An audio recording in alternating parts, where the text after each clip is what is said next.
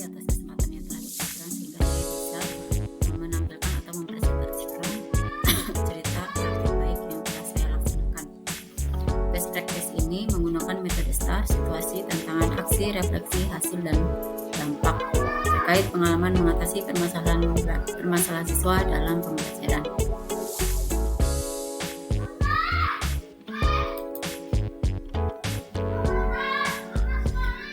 Lokasi tempat pelaksanaan best practice ini ada di SMA N 2 Palangkaraya, Lingkup Pendidikan SMA N 2 Palangkaraya. Tujuan yang ingin dicapai meningkatkan motivasi belajar siswa kelas 12 dalam pembelajaran PKWU atau prakarya dan kewirausahaan. Dilaksanakan pada tanggal 24 September 2022. Situasi, kondisinya menjadi latar belakang masalah, mengapa praktek ini penting untuk dibagikan, apa yang menjadi peran dan tanggung jawab saya dalam praktek ini. Latar belakang masalah dari praktek pembelajaran ini adalah yang pertama, rendahnya motivasi belajar siswa dalam pembelajaran prakarya dan kewirausahaan karena pembelajaran yang dilakukan guru kurang bermakna. Rendahnya motivasi belajar siswa dalam pembelajaran prakarya dan kewirausahaan karena siswa tidak fokus pada pembelajaran karena kelelahan dan suasana kelas yang tidak nyaman. Lalu, yang ketiga, rendahnya motivasi belajar siswa dalam pembelajaran prakarya dan kewirausahaan karena fasilitas sarana dan prasarana di kelas yang belum memadai.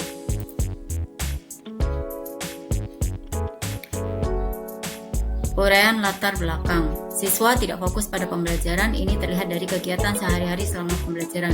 Siswa bersikap pasif selama proses pembelajaran, mereka tidak bertanya, tidak menyampaikan tanggapan. Mereka lebih sering bermain HP saat harus berdiskusi, menyampaikan pemikirannya. Siswa juga harus sedikit dipaksa untuk maju, menyampaikan hasil diskusi. Karena siswa tidak memahami tujuan dan manfaat pembelajaran. Mereka juga takut jawabannya salah. Mereka terbiasa mendengarkan penjelasan guru dan googling, sehingga ketika ada pertanyaan tanpa penjelasan, mereka akan bersikap diam, menunggu temannya yang dianggap lebih mampu untuk menjawab. Uraian latar belakang 2, selain itu, kondisi fisik siswa terlihat lelah. Mereka menyatakan hal ini disebabkan oleh kebiasaan mereka bergadang main HP atau nongkrong bersama teman-temannya hingga lupa waktu. Sebagian beralasan mereka harus bekerja di luar jam sekolah untuk memenuhi kebutuhan ekonominya yang disebabkan belum mapannya kondisi perekonomian orang tua, dan sebagian karena memang sudah tidak memiliki orang tua. Uraian latar belakang 3, siswa juga menyatakan merasa tidak nyaman dengan fasilitas pembelajaran di sekolah yang dianggap kurang memadai. Hal ini dirasakan dalam proses pembelajaran. Ruangan kelas panas dan pengap karena kipas yang tersedia tidak maksimal kegunaannya, sebab anginnya hanya terasa pada bagian tertentu saja. AC yang ada juga tidak berfungsi dengan baik karena usia pemakaiannya sudah cukup lama. Jadi dinginnya sudah tidak terasa atau tidak ada. Sirkulasi udara juga tidak berganti dengan baik karena jendela dikunci mati. Jendela dikunci mati dengan harapan ketika AC dinyalakan udara akan segera dingin. Namun yang terjadi udara malah semakin pengap. Siswa yang kepanasan membawa kipas mini ke sekolah. Hampir semua siswa putri memilikinya. Kipas mini portable memerlukan tenaga listrik untuk mengisi baterainya. Karena terminal yang tersedia terbatas, mereka pun juga membawa kabel panjang agar tersedia daya listrik di atas meja. Meja siswa jadi penuh berisi stop kontak, listrik, kipas, HP, dan minuman dengan wadah botol yang cukup besar untuk menghilangkan haus mereka sepanjang hari. Kabel listrik melintang di mana-mana, meja tidak rapi, membuat kelas semakin terasa sumpek. Lanjutan uraian latar belakang. Suasana kelas sangat tidak nyaman untuk belajar. Jumlah siswa yang terlalu banyak menyebabkan kelas semakin terasa sempit, ribut, dan menyebabkan tidak tertib. Siswa seringkali bermain menggunakan meja dan kursi untuk mengatasi kejenuhan mereka, sehingga meja dan kursi yang rusak bertambah banyak dan tidak lagi nyaman digunakan, tidak tegak dan bergoyang-goyang. Semua faktor tersebut menyebabkan motivasi belajar siswa rendah dan berakibat pada penilaian hasil evaluasi yang juga rendah dan belum memenuhi KKM yang ditentukan oleh sekolah.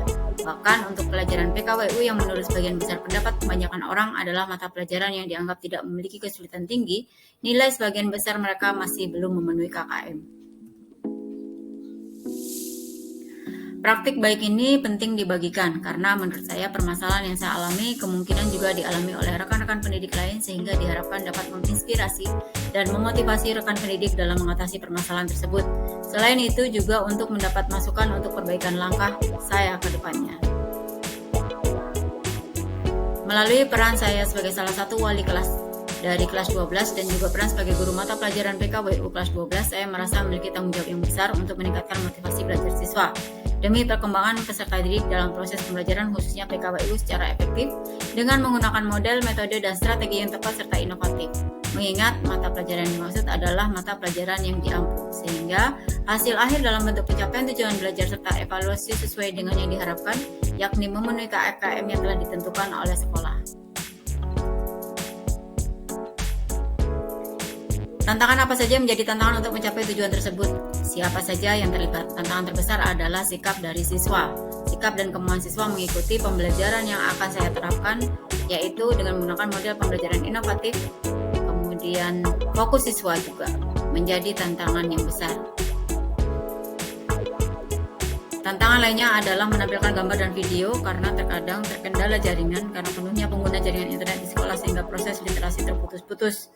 Tantangan selanjutnya adalah penggunaan dan pembuatan media serta bahan ajar guru yang kurang menarik tampilannya. Kemudian penyampaian atau gaya mengajar guru yang juga kurang menarik siswa, terkesan serius dan kaku, menyebabkan siswa mudah bosan dan merasa jenuh. Tantangan yang terakhir adalah suasana kelas yang panas dan sesak karena fasilitas pembelajaran dianggap belum memadai yang menyebabkan siswa merasa tidak nyaman. Tantangan ini sangat diperlukan keterlibatan dan kerjasama dari lingkungan sekitar siswa dan guru. Mereka yang terlibat diantaranya yaitu teman sebaya, siswa, orang tua siswa, rekan pendidik, rekan sejawat, serta dukungan para pemegang kebijakan di sekolah.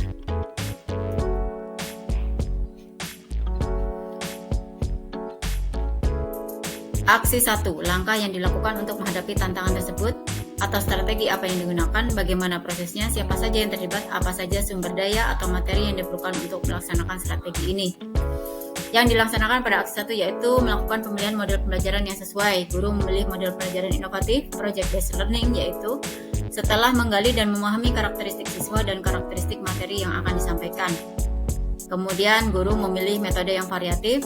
Yang digunakan dalam PBJL adalah konstruktif dan TPACK melalui kegiatan ceramah, tanya jawab, diskusi, dan demonstrasi produk.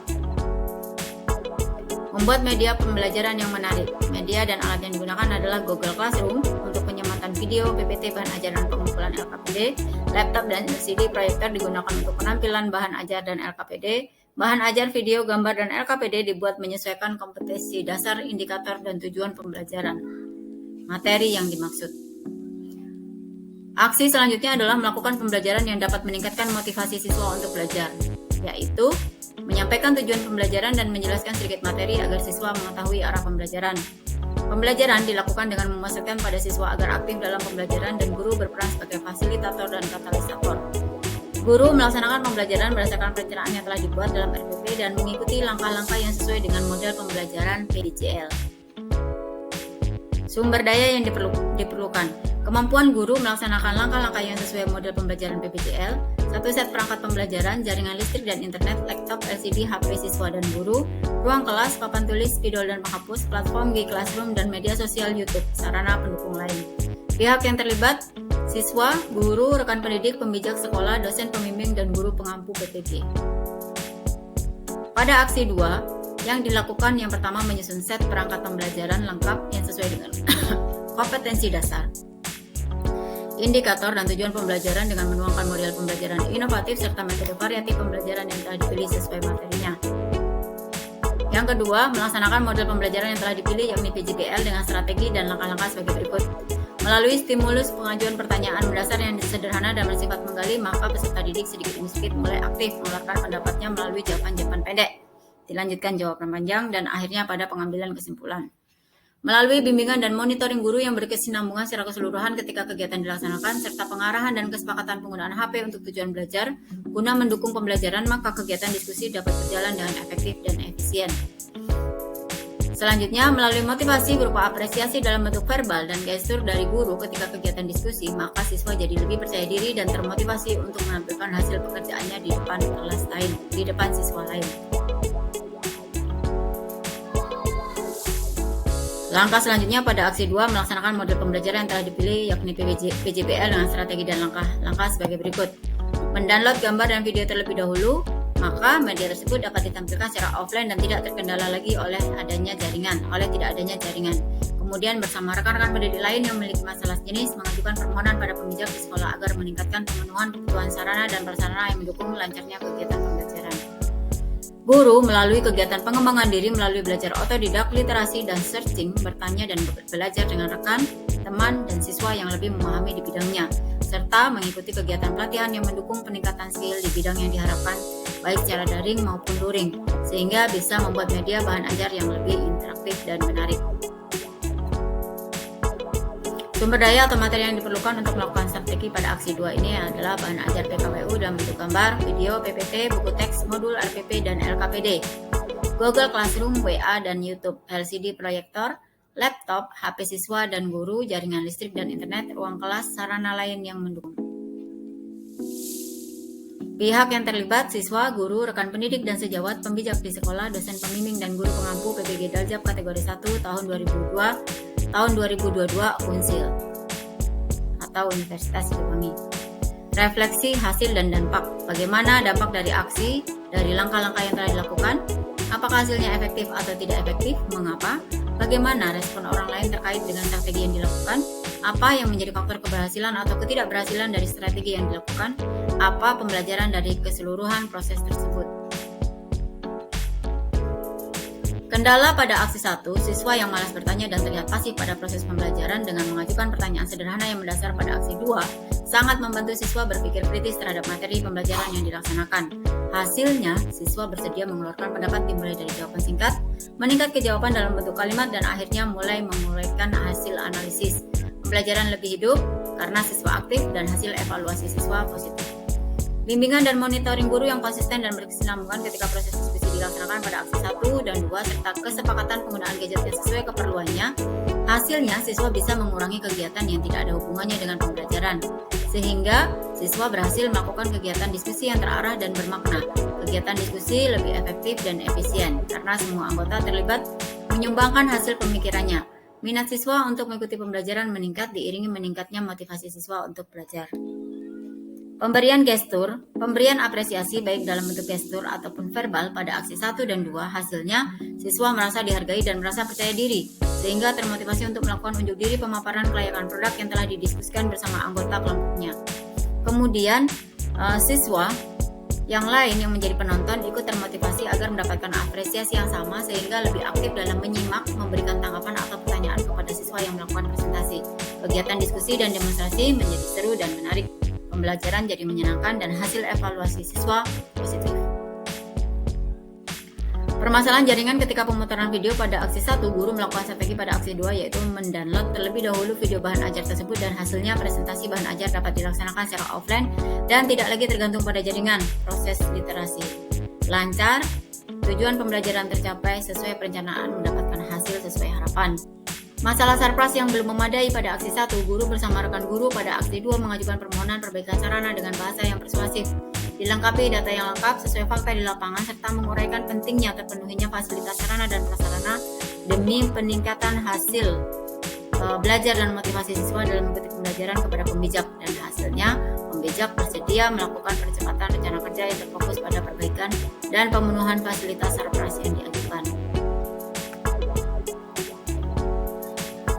Kelemahan guru dalam pembuatan bahan ajar yang kreatif dan interaktif pada aksi 1 ditindaklanjuti pada aksi 2, yaitu guru melakukan pengembangan diri dengan mengikuti kegiatan pengembangan diri guru, belajar dengan teman dan siswa. Hasilnya, guru lebih percaya diri, membuat bahan ajar yang lebih inovatif, hingga meningkatkan motivasi siswa untuk mengikuti pembelajaran PKWU yang dilaksanakan. Hasil akhirnya, evaluasi siswa pun memenuhi KKM yang ditentukan oleh sekolah. Dampak khusus bagi guru adalah terjadinya pembelajaran yang lebih bermakna, menyebabkan guru jadi lebih percaya diri dan termotivasi untuk mengeksplorasi pengetahuan mengenai model pembelajaran inovatif yang lainnya, untuk mendukung pengembangan diri demi keberhasilan tujuan pembelajaran yang dilaksanakannya. Apakah hasilnya efektif atau tidak efektif? Mengapa? Hasilnya sangat efektif karena guru menjadi lebih percaya diri dalam melaksanakan pembelajaran menggunakan model pembelajaran yang inovatif, metode yang kreatif, dan media bahan ajar yang lebih menarik dan interaktif, sehingga terjadi pembelajaran yang lebih bermakna yang meningkatkan motivasi siswa untuk mengikuti pembelajaran PKWU yang dilaksanakan. Hasil akhirnya evaluasi siswa memenuhi KKM yang telah ditentukan.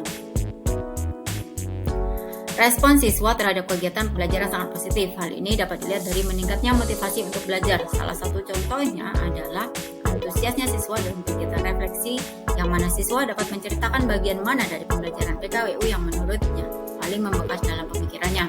Siswa juga tidak lagi sulit diajak melakukan tanya jawab dan diskusi, bahkan mengajukan diri untuk melaksanakan demonstrasi urutan pertama. Respon dari orang tua juga positif, terbukti dengan ucapan terima kasih dan berkomunikasi dengan guru terhadap perubahan perilaku siswa yang sekarang lebih bersedia menyisihkan waktu untuk belajar dibandingkan keluar begadang pada hari-hari aktif belajar. Respon rekan kerja dan pembijak di sekolah sangat positif, terbukti dengan dukungan mereka ketika pelaksanaan ASI 1 dan 2. Rekan kerja membantu pelaksanaan dan memberikan waktu seluas-luasnya. Pembijak juga memfasilitasi peralatan yang saya butuhkan yang dapat digunakan seluas-luasnya selama kegiatan saya laksanakan.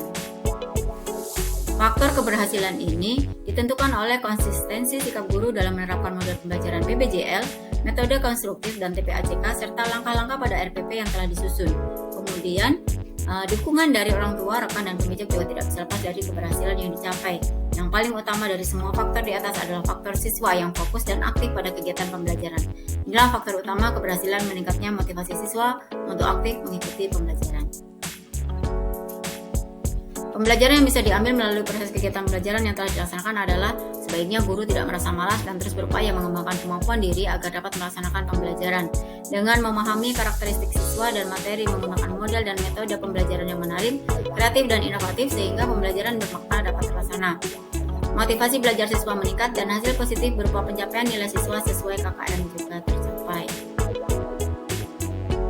Pembelajaran lainnya yang dapat diambil adalah bagaimanapun menariknya model, strategi, dan metode yang digunakan dalam proses pembelajaran. Tanpa kemauan guru dan dukungan pembijak, orang tua, rekan pendidik, dan siswa itu sendiri, maka pembelajaran bermakna dan hasil yang baik akan sulit dicapai.